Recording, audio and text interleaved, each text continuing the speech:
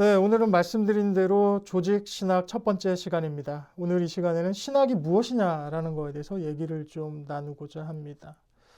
저 처음에 이 수업을 같이 해야 된다는 얘기를 들었을 때 도대체 어디서부터 어떻게 얘기를 드려야 할까 무척 오랜 시간 고민을 했습니다.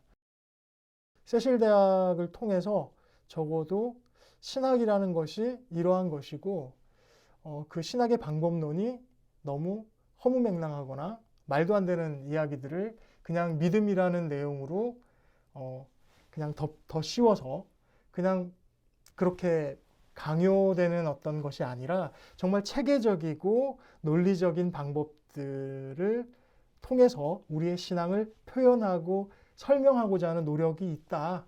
그러한 노력과 설명들이 지금 우리에게 무척 필요하고 유용하다라는 내용들을 말씀드리고 싶어서 이렇게 강의를 준비를 했습니다.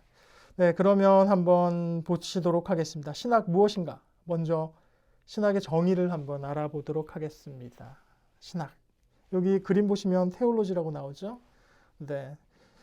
신학의 정의는 테오스와 로고스의 합성어입니다. 결국 하느님과 이야기의 합성어인데요. 다 그리스 말이죠. 테오스, 하느님, 로고스, 이야기. 결국 신학이라는 것은 가장 거친 방식으로 정의를 하자면 하느님에 관한 인간의 이해에 관한 내용입니다. 하느님에 관한 인간들의 이해를 담고 있는 것이 바로 신학이라는 것입니다. 그러면 여기서 질문이 하나 떠오릅니다. 하느님은 무한하시죠. 이런 무한하신 하느님이 인간은 유한합니다. 이런 유한한 인간에 의해서 다 이해가 될 수 있나? 이해가 되기 어렵죠. 그래서 신학은 그 자체로 하느님과 동등한 것은 아닙니다. 하느님에 대한 인간의 여러 이해의 방식들 중에 하나일 뿐이고요. 여러 이해 중에 한 표현일 뿐입니다. 그렇기 때문에 신학은 고정불변한 신앙과는 달리 시대와 문화와 상황에 따라서 신학은 늘 바뀔 수가 있습니다. 그렇기 때문에 신학에 대해서 조금 더 조직적인 차원에서 체계적인 차원에서 정리를 하려는 시도는 오래전부터 있어 왔던 것입니다. 그래서 지금도 우리 신앙을 잘하기 위한 수단으로서 신학을 공부하고 있는 것이고요.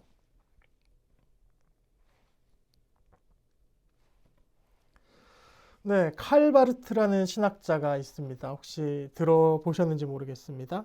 네, 스위스의 신학자고요. 1886년 스위스 바젤에서 태어났습니다. 그리고 1968년 스위스 바젤에서 별세한 개신교 신학자입니다. 개신교 개혁교회 목사이자 신학자입니다. 20세기에 큰 영향을 끼친 사람으로서요. 19세기 자유주의 신학, 그 자유주의 신학의 인간중심주의에 대해서 하느님의 전적인 타자성을 강조함으로써 프로테스탄트 사상의 근본적인 변화를 주도했던 인물이 바로 칼바르트라는 신학자입니다. 이 칼바르트는 신학을 어떻게 정의를 했을까요? 네. 신학을 한다는 것은 신학의 대상인 하느님과 하느님이 보여준 세상과 사건 그 자체에 들어가는 것이다. 어떠세요? 이해가 좀 되십니까? 여기서 신학의 대상이 하느님이라는 것은 우리가 이 문장을 통해서 확인할 수 있죠. 그리고 신학을 한다는 것은 하느님이 보여준 세상과 사건 그 자체에 들어가는 것. 이게 도대체 뭘까? 그냥 언뜻 드는 생각은 세상과 관계없는 영적이고 심리적인 차원의 그런 내용들을 다루는 게 신학이 아니다라는 겁니다. 결국 하느님이 보여준 세상 뭔가요? 우리가 지금 살아가고 있는 이 세상이죠. 그리고 하느님께서 보여준 사건이 뭔가요? 가장 결정적인 인류의 역사 안에서 하느님께서 보여주신 사건? 네, 바로 예수 그리스도를 통한 구원 사건입니다. 그 구원 사건에 들어가는 것, 그것이 바로 신학하는 행위라는 겁니다. 하느님의 자기 계신 예수 그리스도의 구원 사건으로 들어가는 것, 그리고 하느님의 자기 계신 예수 그리스도의 구원 사건이 벌어진 장소인 이 세상, 이 세상에 우리가 들어가는 것, 가장 적극적인 어떤 삶의 태도를 가지는 것, 신앙인으로서 그러한 삶의 태도를 가지고 살아가는 것, 그게 바로 신학한다라는 겁니다. 그러면 신학하는 것하고 신앙하는 거하고 별 차이가 없지 않나요? 네, 별 차이 없습니다. 신학과 신앙은 같은 표현이라고 저는 생각합니다. 그렇기 때문에 신학은 신앙이 없이는 불가능합니다. 신앙이 없이는 불가능합니다. 그리고 신학은 신앙인의 논리정연한 자기 고백입니다. 그리고 증언으로서의 어떤 신학입니다. 증언을 하는 어떤 행위의 주체인 우리가 그 하느님에 대한 믿음을 증언하는 것으로서의 어떤 행위가 바로 신학이라는 겁니다.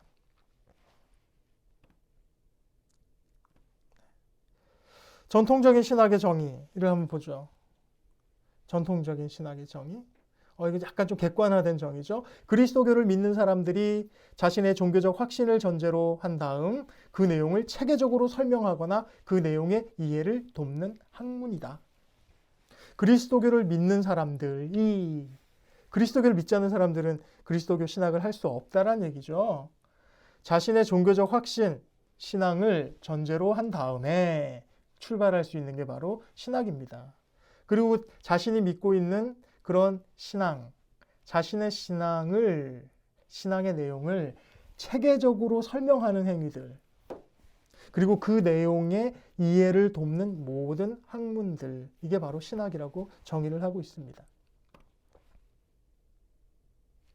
그리스도교에 관한 학문이 신학만이 있나요? 아니죠. 종교학이라는 것이 있습니다. 종교학은 그리스도교뿐만 아니라 모든 종교에 대해서 현상적으로나 사회적으로 다룹니다. 종교 현상학이나 종교 사회학이나 이런 방식으로 종교를 조금 더 객관적인 시선으로 다루는 학문이 바로 종교학입니다. 신학이 무척 오래된 역사를 갖고 있다면 종교학은 비교적 짧은 역사를 갖고 있습니다. 100년이 좀 넘었죠. 아직 200년이 안 된, 150년 정도밖에 안 된 그런 신생 학문이 종교학입니다. 그 종교학 안에서 특별히 그리스도교를 핵심적으로 연구하는 분과가 그리스도교학이라는 부분입니다. 이 그리스도교학, 종교학과 신학의 차이점은 단 하나입니다. 신앙이 전제되느냐, 아니냐. 그러면 신앙이 전제되는 신학은 세상 사람들에게 불필요한 학문 아닙니까? 라는 질문을 하실 수가 있습니다. 어떻게 생각하십니까? 세상 사람들에게 신학이 불필요한 학문인가요? 네, 신앙을 전제로 하기 때문에 신앙이 없는 사람들에게 신학은 학문적인 의미 자체가 없을 수 있겠죠. 하지만 신학이라는 것은 또 신학에 앞서서 그리스도교는 인류의 역사에 있어서 문화 유산이기도 하죠. 그리고 대부분의, 모든은 아니고 대부분의 많은 사람들이 그리스도교의 어떤 사상적 영향을 받고 살아가고 있습니다. 보이게 안 보이게 그러고 있죠. 우리나라 같은 경우는 오랜 기간 불교나 유교의 영향 아래서 살아왔죠. 그리고 그리스도교가 들어온 지는 250년 정도밖에 되지 않지만 지금 한국 사회 안에서 그래도 상당히 그리스도교적인 여러 가지 요소들이 물론 토착화라는 것들을 거쳤지만 그 안에 작동하고 있는 것이 현실입니다. 적어도 그리스도교를 이해함으로써 세계사를 이해하는 데 훨씬 좋은 그 배경이 될 수 있고요. 나아가서 기본적인 인문학을 하는 철학이라든가 문학이라든가 이런 것들을 이해하는 데 있어서도 그리스도교의 신학을 아는 사람들은 훨씬 깊이 있는 그 메시지에 도달할 수 있는 것은 기정의 사실이라고 할 수 있습니다. 동시에 이렇게 복잡한 신학이 꼭 필요합니까? 라는 얘기를 하기도 합니다. 우리는 그냥 하나님을 믿는 것으로 만족하는데요? 라고 얘기를 하는데요. 물론 믿음만 있어도 되죠. 신학이라는 것 자체가 굳이 필요 없다고도 말할 수 있습니다. 하지만 이왕에 우리는 자신이 믿고 있는 바를 좀 더 체계적으로 설명하고 싶어 합니다. 왜요? 이게 좋다라는 것을 우리가 실제로 체험을 했기 때문에 이 체험한 것을 다른 사람들과 나누고 싶어 합니다. 그리고 다른 사람들이 나의 체험에 조금 더 가까이 다가갈 수 있도록 조금 더 쉬운 설명, 또 합리적인 설명을 해주고 싶은 게 현실입니다. 그런 맥락에서 믿음을 전제로 한 이러한 지성적인 작용, 지성적인 활동을 포함한 어떤 여러 가지 신학의 작업들은 우리 신앙인으로서는, 이 현대를 살아가는 신앙인으로서는 반드시 좀 필요하다고 봅니다. 또 어떤 분들은 신앙 따로, 신학 따로 살아가는 분들이 있을 수도 있죠. 네, 신학과 신앙이 따로따로다. 저는 이거는 거의 불가능하다고 봅니다. 신앙하는 대로 신학하기 때문입니다. 그리고 신학하는 대로 신앙하기 때문에 저는 이 두 가지는 떼려야 뗄 수 없는 사이라고 생각을 합니다. 마치 동전의 양면처럼 한쪽은 숫자가 적혀 있지만 한쪽은 그림이 그려져 있는 것처럼 신앙은 바로 신학의 뿌리이고 신학은 신앙의 표현이기 때문입니다. 신앙은 바뀔 수 없습니다. 예수 그리스도를 구세주로 고백하는 우리의 신앙은 역사와 시간과 공간과 민족과 상황이 바뀌더라도 그 신앙의 본질은 변하지 않습니다. 하지만 신학은, 신앙을 드러내는 여러 가지 방법들 중에 한 가지인 신학은 상황과 맥락에 따라서 바뀔 수가 있습니다. 그리고 신학은 신앙에 대한 성실하고 솔직한 성찰을 하도록 합니다. 자기 자신에 대한 성찰이 신앙에 있어서 무척 중요하다고 저는 생각을 합니다. 공동체가 함께 성찰하는 것 이전에 신앙인 한 개인으로서 자기 자신의 신앙을 되돌아보고 성찰하는 것은 공동체 안에서 신앙을 함께 고백하는 그런 행위에 앞서서 무척 중요한 부분이라고 생각을 합니다. 네, 이런 맥락에서 신학은 우리 자신이 나 자신의 신앙에 관해서 보다 솔직하고 성실하게 돌아볼 수 있는 그런 기준을 제시하고 있는 거라고 봅니다. 그리스도교의 가치를 공유하는 장을 마련한다. 이 말은 믿지 않는 사람들과 서로 얘기할 때 우리가 믿고 있는 그리스도교의 가치, 삼위일체 하느님의 그 구원 행위, 여기에 대해서 조금 더 사람들이 알아들을 수 있는 그런 방식의 이야기를 할 수 있는 그런 공간, 그런 자리를 마련하는 것이 바로 신학의 역할입니다.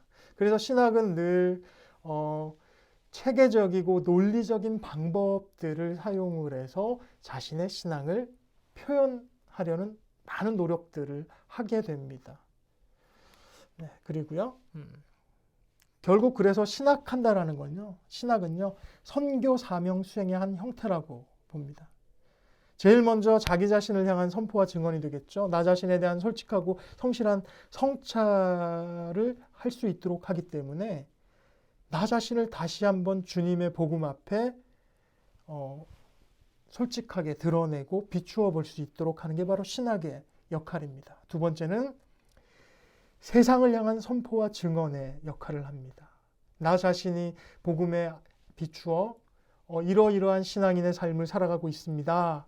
라는 것을 세상을 향해서 선포하는 거죠. 그리고 그들을 나와 함께 같은 공동체 안에서 신앙생활을 합시다. 라고 초대하는 그런 역할을 하기도 하는 것이 바로 신학이라는 것입니다. 신학을 한다는 것은요. 신학의 재료인 성서와 전통과 이성. 네, 이거를 통해서 하죠. 성서는 하나님의 말씀이고요. 계시 진리가 담겨 있는 신앙의 고백입니다. 그리고 이러한 어떤 성서를 기본적인 재료로 해서 그 성서를 이해해 왔던 교회의 역사들, 그리고 그 교회가 자신이 고백했던 그 신앙을 실천해 왔던 그 역사와 전통들, 이런 것들을 통해서 지금 현재 나에게 주어지는 하느님의 말씀, 그 계시 진리가 어떻게 구현되고 함께 다른 사람들과 공유할 수 있는지에 대한 총체적인 성찰과 고민이 바로 신학이라는 겁니다. 그래서 신학은 오늘날 하느님을 우리가 어떻게 이해하고 있느냐, 그리고 이해된 하느님을 어떻게 다른 사람들한테 전할 것이냐, 그리고 우리가 이해한 하느님을 어떻게 우리는 신앙인으로서 우리의 삶으로, 실제적인 우리의 삶으로 드러낼 것인가, 이 부분이 신학하는 것의 목적이 되는 것입니다.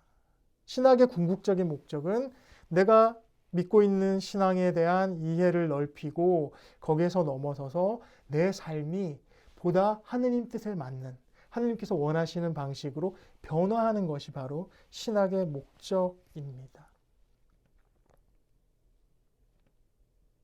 네. 신학의 분류를 한번 보도록 하겠습니다. 신학의 분류를 여러 방식으로도 할 수 있는데요. 조금 전통적으로는 이렇게 네 가지 정도로 크게 나누기도 합니다. 네, 역사신학이라는 분류가 있죠. 그리고 조직신학이라는 파트가 있습니다. 근데 제가 맡은 부분이긴 한데 이게 너무 방대해서 일단은 오늘은 이렇게 신학의 분류에 대한 이야기를 좀 더 하도록 하겠습니다. 그 다음에 실천신학이 있습니다. 그리고 종교철학이 있습니다. 역사신학은 성서학, 신약학, 구약학, 교부학, 교회사 이렇게 구성되어 있습니다. 기본적으로 역사신학은 성서와 관련된 거고요. 초대교회의 어떤 신앙 이해에 관련된 부분입니다. 그게 교부학이죠. 그 다음에 교회의 역사를 통해서 어떻게 우리의 신앙이 확인되고 고백되고 실천되었는지를 살피는 것, 그것이 바로 역사신학에서 다루는 내용입니다. 그리고 조직신학, 한마디로 교리에 관련된 부분입니다. 이 교리는 어디서 나왔겠습니까? 네, 성서로부터 나옵니다. 그리고 교회가 오랜 역사를 통해서 그 자신이 구축해온, 쌓아온 전통 안에서 추출되는 어떤 핵심적인 것이 바로 교리입니다. 믿음의 핵심에 되는 내용들이 바로 교리죠. 네, 그런 것들은 조직신학 안에서 그런 것들을 다루는데 그거를 그냥 뭉뚱그려서 다루지 않고요. 하나하나씩 또 다 나누어서 다룹니다. 네, 신론이 있습니다. 하느님에 대한 부분에 성부에 대한 이야기를 좀 다루기도 합니다. 그 다음에 그리스도론, 성자에 대한 이야기죠. 그 다음에 구원론, 또 성령론도 있죠. 성부, 성자, 성령을 다뤄야 되죠. 그럼 성부, 성자, 성령을 각각 따로 다루기도 하고요. 동시에 삼위일체론이라고 해서 성부, 성자, 성령의 내적인 삼위일체, 그리고 구원 경륜적인 삼위일체, 이런 식으로 해서 또 삼위일체의 구원 행위에 대한 이해를 담고 있는 어떤 그 부분을 다루기도 합니다. 그리고 삼위일체 하느님의 함께 하시는, 창조에서부터 종말까지 함께 하시는 그 과정에 대해서 창조에 대한 이야기, 종말에 대한 이야기도 다룹니다. 그리고 계시는 하느님께서 당신 자신을 열어 보여주시는 거죠. 열어 보여주신다라고 할 때 그 열어서 보여주시는 것을, 무엇을 열어 보여주시느냐, 하느님 당신 자신이 어떤 분이신지를 세상에 보여주시는 거예요. 그래서 계시의 정점은 바로 예수 그리스도입니다. 예수 그리스도를 통해서 우리는 하느님을 만나고 볼 수 있었기 때문인 겁니다. 거기에 관련된 부분들을 나누고요. 계시론 안에는 자연 계시도 있고, 일반 계시도 있고, 특별 계시도 있고, 사적 계시도 있고, 이런 여러 가지가 있는데 그건 나중에 기회가 되면 나누도록 하겠습니다. 그리고 기초 신학, 네, 종교 철학하고도 약간 연관되는 어떤 학문 분과이기도 한데요. 신학과 철학의 어떤 중간의 역할을 하면서 조금 더 신학의 개념적인 부분에 대한 그 깊은 연구를 하는 부분이 바로 기초신학에 해당되겠습니다. 그리고 윤리신학이라는 게 있는데요. 보시면 대신윤리, 대인윤리, 사회윤리 크게 세 가지로 나눕니다. 윤리신학 같은 건 여기 윤리신학을 하기 위해서는 기본적으로 철학 안에서 윤리철학이라는 것들을 공부를 한 다음에 하게 되는 게 윤리신학입니다. 대신윤리는 말 그대로 하느님에 대한 윤리죠. 여기는 신앙에 관련된 부분입니다. 네. 뭐 향주 삼덕 뭐 이런 것들 예전에 들어보셨는지 모르겠지만 하느님을 향한 뭐 세 가지 덕 뭐 이런 인간이 갖추어야 할 어떤 하느님에 대한 태도 이런 것들을 다루는 게 대신윤리고요. 대인윤리는 어떻게 하면 신앙인으로서 세상을 살아가며 각각 세상에 살아가는 다른 사람들과 윤리적인 삶을 살아갈 것이냐 뭐 이런 관련된 윤리, 신앙인으로서의 윤리를 얘기하는 거고요. 사회윤리는 사회 구성원으로서 내지는 사회 조직과 조직 간의 어떤 그리스도교의 관점으로 바라본 윤리가 어떠해야 하는가 뭐 이런 부분에 대한 이야기들을 나누는 부분이 바로 윤리신학입니다. 이 모든 것들이 다 조직신학의 파트에 들어와 있습니다. 배울 게 참 많습니다. 네. 그 다음에 실천신학이 있죠. 실천신학은 요즘 좀 많은 사람들이 관심을 갖고 있는 거죠. 영성신학, 사목신학, 교회법, 전례학, 선교신학, 선교학 뭐 이런 쪽의 학문들이 실천신학인데요. 기본적으로 역사신학에서 다루는 성서와 뭐 교회의 역사와 뭐 이런 것들을 바탕으로 조직적으로 그런 내용들, 교리들을 조직적으로 구성을 하고 그것들을 실천적으로 어떻게 적용하고 우리가 보다 신앙인으로서 잘 살아갈 수 있는가에 대한 연구를 하는 것이 바로 실천신학의 분야입니다. 네, 그렇기 때문에 요즘에 영성신학이라든가 전례학이라든가 뭐 이런 선교학이라든가 이런 부분들이 우리에게 훨씬 더 가깝게 다가오는 것들이고요. 실천신학 분야는 어떻게 보면 신학의 꽃입니다. 네, 다른 어떤 뿌리와 줄기와 잎 이런 것들이 바로 이 꽃을 피우기 위해서 준비되어 있는 뭐 학문이라고 이야기들을 하곤 합니다. 그리고 그 다음에 다룰 수 있는 과목이 종교철학이죠. 네, 철학적 신론, 형이상학, 철학적 인간학 뭐 이런 어떤 분류가 이 종교철학에 해당되는데요. 기본적으로 철학적인 사고를 바탕으로 신학을 하고 있기 때문에 이런 철학의 이런 몇몇 중요한 과목들은 신학을 배우기 이전에 선행학습으로 요청되는 어떤 분야이기도 합니다.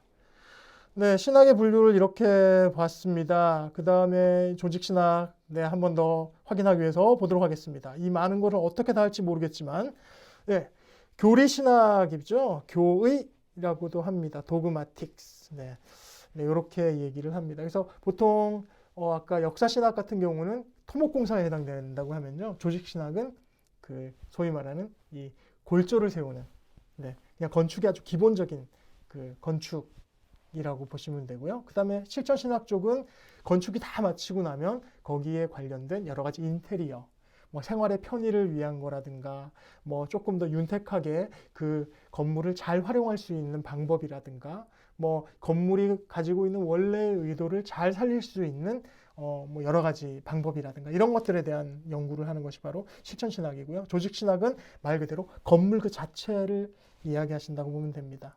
우리 그리스도교 신앙이 담고 있는 수많은 내용들의 그 자체 핵심적인 내용들 바로 신론, 그리스도론, 구원론, 창조종말론, 계시론, 기초신학, 죄론, 교회론, 삼위일체론, 성령론, 은총론 뭐 이런 것도 빠졌죠. 은총론도 있고요. 뭐 그 외에 여러 가지 과목들이 있습니다. 또 윤리신학도 거기에 다 포함이 되고요. 이러한 조직신학은 한마디로 성서와 전통에 나타나는 중요한 주제를 논리적이고 체계적인 방법론을 사용해서 서술하는 학문입니다. 네. 물론 신앙을 전제로 하는 것이게 되겠죠. 네. 네, 지금까지 조직신학에 대한 이야기들을 조금 나눠보았습니다. 다음 시간에는 이 조직신학의 강론으로 들어가기 전에요.